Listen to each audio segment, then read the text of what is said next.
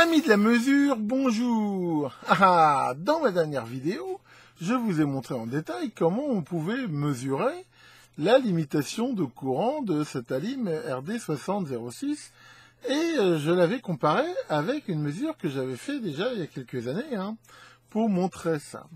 Et j'ai fait exprès de ne pas tout montrer, de mettre un certain détail, voir si certains verraient qu'est-ce qui était un petit peu différent et faussé dans ma mesure. Et il y en a pas beaucoup qui l'ont vu, faut être honnête, mais il y en a quand même. Justement, nous allons revenir là-dessus et voir que il faut comparer ce qui est comparable. Qu'est-ce que je vous ai montré? Je vous ai montré comment se comportait la limitation de courant de l'alimentation quand on utilisait le système de mise en route intégré. Ce système de mise en route intégré, ce n'est pas un relais, simplement qui commute, je veux dire, la sortie. Ça fait fonctionner, on va dire, toute l'alimentation à découpage. En fait, que quand elle est en off, tout le système ne fonctionne pas. En gros, ça coupe les oscillateurs, les machins, les trucs comme ça. Alors, dans la vidéo que je vous avais montré avant, j'avais fait ça carrément, je veux dire, sur une alim qui était déjà, je veux dire, réglée plein pot et en branchant ou débranchant la charge. Et comme on va le voir, c'est très différent. Alors, pour bien comprendre ça, il suffit de prendre une analogie. Une analogie que tout le monde va comprendre. Vous savez qu'en ville, il y a des zones 30. Zones qui font chier tout le monde, en particulier. Et en plus, ils veulent en mettre partout. Mais enfin bon, c'est pas du tout le sujet de la vidéo. Imaginez que vous êtes arrêté à un feu rouge et que vous allez démarrer dans une zone 30. Vous savez déjà que c'est une zone 30. Vous allez faire quoi? Vous allez accélérer, je veux dire, modérément. Et quand vous allez approcher de 30 km/h, vous allez relever le pied. À la limite, vous n'allez même pas freiner. C'est-à-dire que, voilà, vous allez aller, je veux dire, gentiment, de 0 à 30 km/h. Et la limite, le côté inertie, temps de réaction et tout ne va pas jouer. Maintenant, imaginez une autre situation. Vous êtes à 50 ou à 100 km/h et subitement, paf, vous voyez le panneau zone 30. À ce moment-là, c'est pas du tout le même signal. Il va falloir freiner. Donc, il va y avoir le temps de réaction. C'est il est 30, je freine. Et on ne freine pas instantanément. On ne freine pas instantanément parce que la voiture a de l'inertie, ainsi de suite. Enfin, voilà. Et on voit que c'est très très différent. Il y a des grandes chances qu'entre le moment où on voit le panneau et le moment où on sera effectivement à 30 km/h, il va se passer un temps non négligeable, qui va dépendre de la vitesse de réaction, qui va dépendre de la vitesse où on était, qui va dépendre de la force du freinage, de l'inertie, ainsi de suite. Et voilà, on va voir que ça va être forcément quelque chose de très différent. Eh ben, on va avoir exactement ici le même phénomène. Donc ce que je vous propose, c'est de refaire les mêmes mesures que j'ai faites, mais au lieu de les faire, je veux dire, en appuyant sur le bouton on-off, on va les faire avec une alimentation qui est sur on déjà, et sur laquelle je vais brancher ou débrancher la charge. Alors, regardons ça ensemble.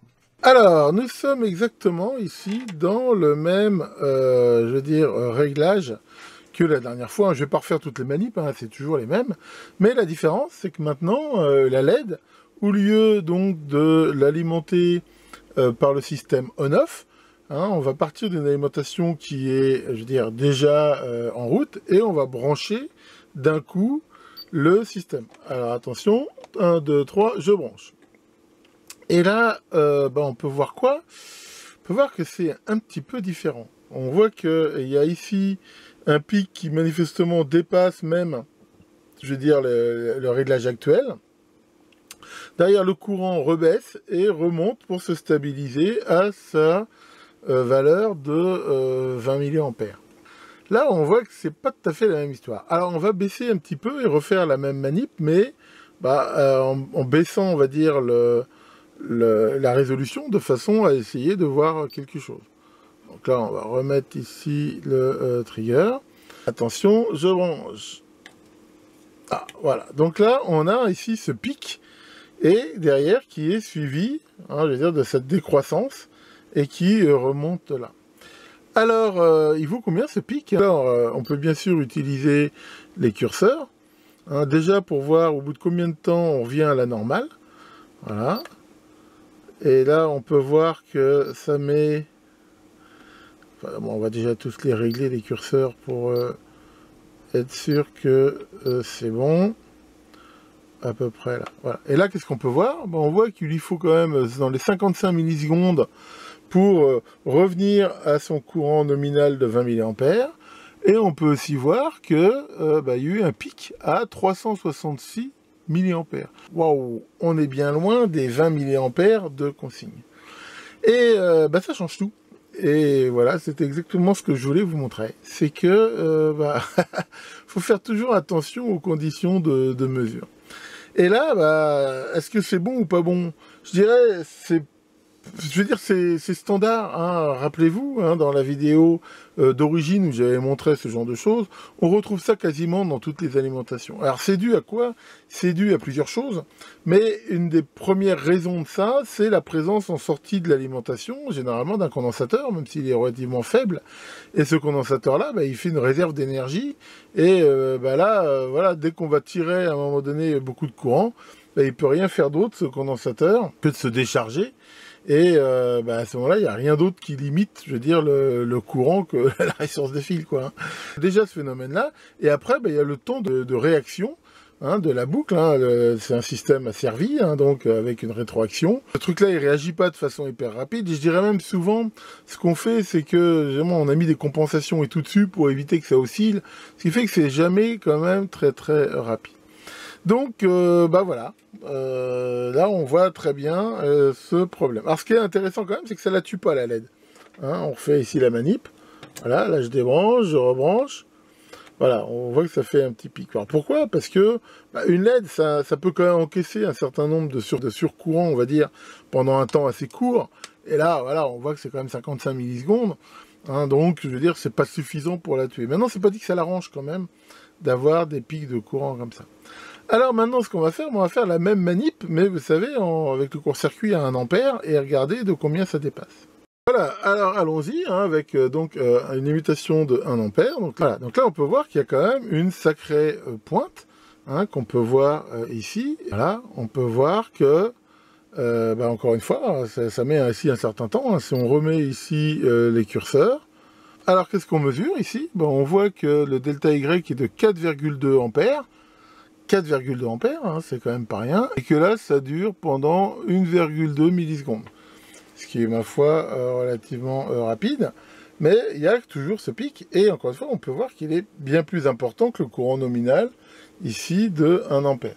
Voilà, donc déjà, on voit que c'est beaucoup plus rapide. Alors pourquoi c'est plus rapide? Bah oui, parce que le courant est beaucoup plus fort, donc le condensateur de sortie, il se décharge beaucoup plus vite.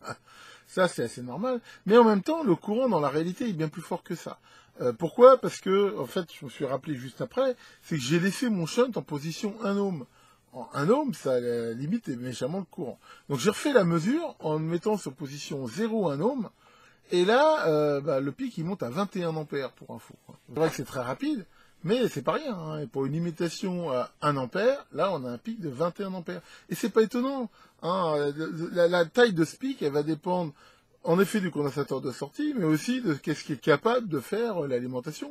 Or, on a vu que cette alim-là, elle envoie du pâté, hein, elle peut envoyer pas mal d'ampères.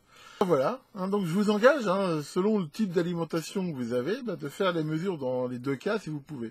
En fait, dans beaucoup d'alimentations, très souvent, le on-off, hein, il commute justement juste un interrupteur, hein, ou un relais. Et dans ce cas-là, vous serez dans la configuration d'aujourd'hui, hein, où je branche ou je débranche. Mais c'est vrai que sur des alimes un peu plus modernes, comme justement celle-ci, là, le on-off, il marche pas du tout comme ça. Et ça change complètement les mesures. Je profite de cette vidéo pour tous ceux qui ont cet oscilloscope pour vous annoncer une excellente nouvelle. Siglent met à votre disposition la documentation en français de cet oscilloscope. Je sais que c'était quelque chose qui embêtait pas mal d'entre vous, hein, de l'absence de cette doc. Hein, je sais que c'est en fait un internaute qui l'avait traduit, on va dire, un petit peu pour lui, et qui s'est arrangé avec Siglent. Et Siglent a, accepté la traduction et l'a mis en ligne sur leur site. Donc je mettrai en lien dans la vidéo le lien si vous voulez la télécharger. Hein, et voilà. Enfin, pour ceux que la langue de Shakespeare dérange, je pense que c'est une excellente nouvelle. Tiens, Maurice, t'es vraiment crade, Maurice, avec toutes tes histoires. Tiens, moi je vais t'en donner, moi, une histoire crade. Tu sais la différence qu'il y a entre un 69 et le brouillard? Eh ben, dans le brouillard, on voit pas le trou du cul qui est devant. Bon, allez, là-dessus, que le dieu des mesures vous fasse des mesures justes, et à très bientôt pour de nouvelles vidéos.